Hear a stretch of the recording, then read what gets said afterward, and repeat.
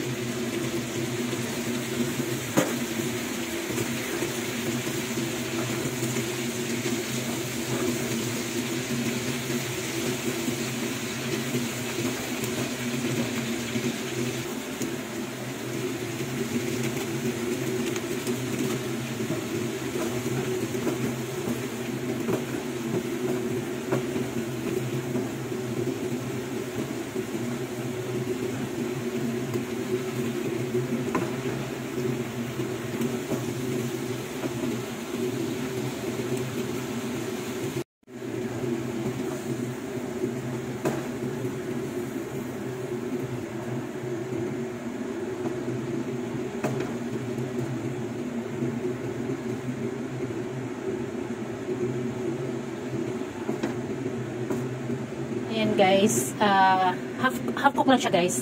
Tinanggal ko na siya guys. And then yung water ng pinaglagaan natin dun sa ating sahog. Ayan. Lagyan natin ng toyo guys. Ang pakulay. And then, konting magisarap na lang kasi yung ating water ng pinaglagaan, timplado rin yun. Siya guys. Lagyan natin ng paminta guys. Kulo na siya. Lagyan natin yung ating pansit canton.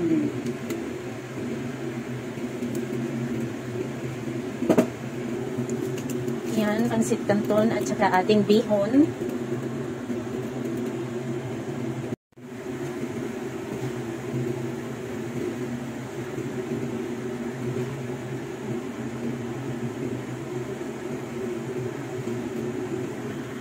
Ganito ako magluto guys ng pansit. Ayan. Igisa ko muna yung ating gulay. Saka ko siya ihalo pag medyo luto na yung ating noodles. Ayaw ko kasi ng gulay na overcook.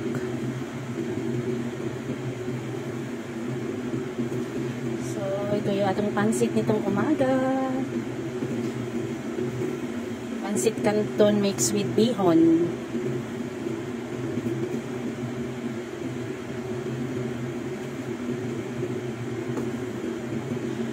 Atay ng baboy at saka baboy yung ating panghalo guys.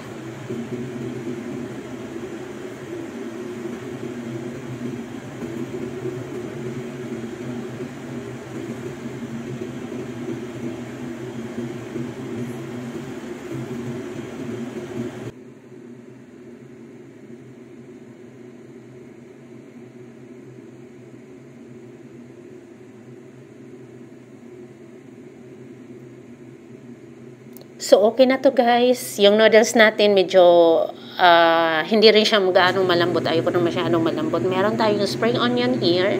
Ito yung ating pang last. Yung turn off na yung ating fire. Saka natin lagay yung spring onion.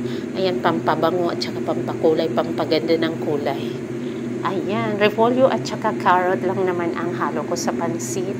Konting baboy at saka yung ating ano ba yun? Atay ng baboy. Yun lang guys. Magisarap ang panimpla. Masarap na guys. Ito ay masarap ang umaga pang breakfast. So, ayan guys. Ayun, di ba maganda tingnan pag may green-green? Lahat naman pwede mong ihalo sa pansit. Pero, ito lang kasi yung available na meron.